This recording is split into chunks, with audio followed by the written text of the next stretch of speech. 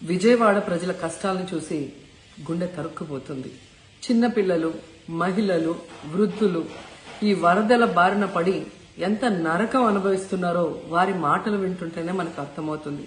కనీసం చిన్నపిల్లలకి పాలు అందటం లేదు, రోజుల తడబడి తాగేదానికి నీళ్లు అందటం లేదు.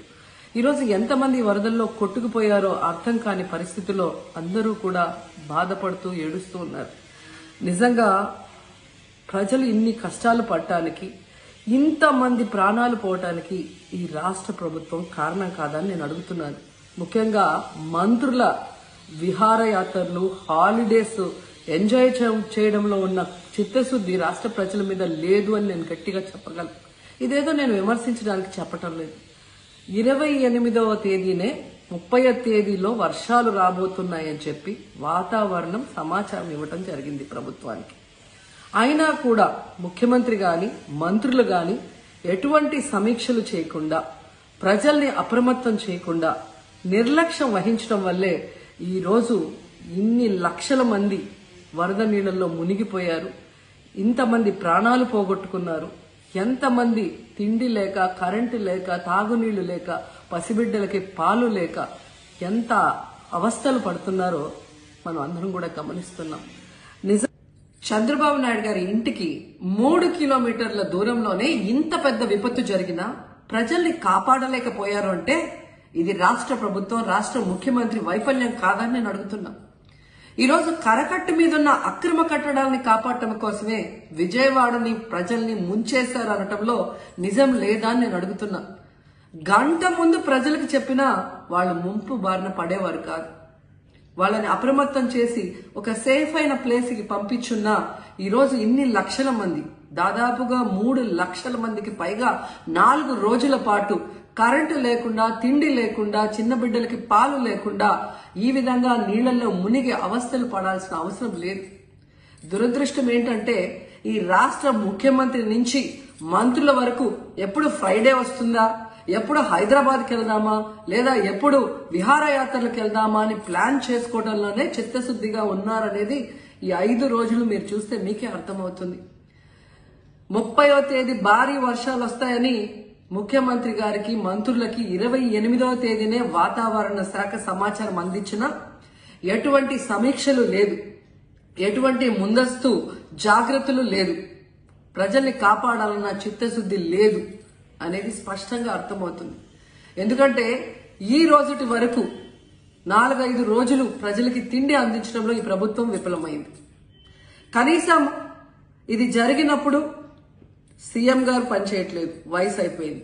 డిప్యూటీ సీఎం గారు, పంచాయతీరాజ్ శాఖ మంత్రి గారు కనీసం తన శాఖను అప్రమత్తం చేసి ప్రజల్ని కాపాడాల్సిన బాధ్యత ఉన్నా ఈ రోజు 5 రోజుల వరకు ఆయన అసలు విజయవాడ వైపే రాలేదు. ఇక ఆ కాన్స్టిట్యున్సీ ఎమ్మెల్యే ప్లస్ రాష్ట్ర మంత్రి లోకేష్ గారు మొత్తం మునిగిపోయి మంగళగిరి, విజయవాడ అలల్లాడిపోతుంటే ఆయన హైదరాబాద్ లో ఎంజాయ్ చేస్తున్నారు. ఇక హోంమంత్రి గారు తెలిసిన సంగతే. ఇక మున్సిపల్ శాఖ మంత్రి నారాయణ గారు ఈరోజు విజయవాడని ముంచేసింది ఈ మున్సిపల్ శాఖ నిర్లక్ష్యం కాదని నేను అడుగుతున్నా. ప్రజల్ని సురక్షిత ప్రాంతాలకు తరలించే విధంగా ఈ నారాయణ గారు రివ్యూ చేయకపోవటం వల్ల ఈరోజు లక్షలాది మంది నీళ్లలో మునిగిపోయారు.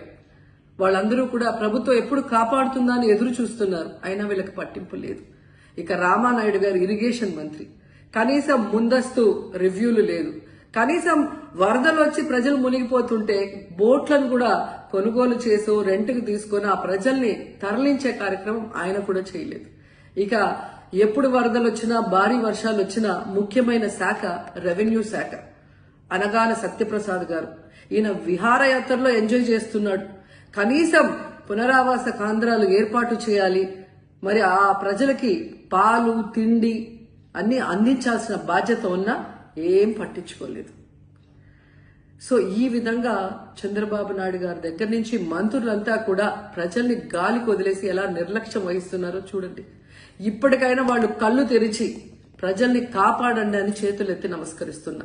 గతంలో జగనన్న ఏ విధంగా వాలంటీర్ వ్యవస్థ ద్వారా, సచివాలయ వ్యవస్థ ద్వారా ప్రజలకి ఏం కావాలన్నా ఇమీడియట్ గా వాళ్ళకి అందుబాటులోకి తీసుకెళ్లటమే కాకుండా ఏదైనా ప్రకృతి వైపరీత్యం వచ్చినప్పుడు వెంటనే వాళ్ళని సురక్షితంగా కాపాడే విధంగా ఈ సచివాలయ వాలంటీర్ వ్యవస్థని ఉపయోగించుకోండి. జగనన్న మీద కక్షతో ఆ వ్యవస్థల్ని నాశనం చేయడం వల్లే ఈ రోజు ప్రజలకు ఎవరు ఏం అందించలేకపోతున్నారని తెలుసుకోండి. అండ్ ఈరోజు జగనన్న విజన్ ఉన్న నాయకుడు, ప్రజల్ని ప్రేమించే నాయకుడని మరోసారి రుజువు చేసుకున్నారు. ఆయన కట్టించిన ప్రొటెక్షన్ వాళ్ళు లేకపోతే ఇంకా 1,50,000 పైగా కుటుంబాలు మునిగిపోయే ప్రమాదం ఉండేది. ఈ రోజు ఆ ప్రాంతమంతా సేఫ్ గా ఉంది విజయవాడలో ఒక సైడ్ అంటే అది జగనన్న ప్రజల పట్ల ఉన్న అభిమానంతో ఆ ప్రొటెక్షన్ వాల్ కట్టించడం అనేది కూడా మనం అందరం గుర్తుంచుకోవాలి.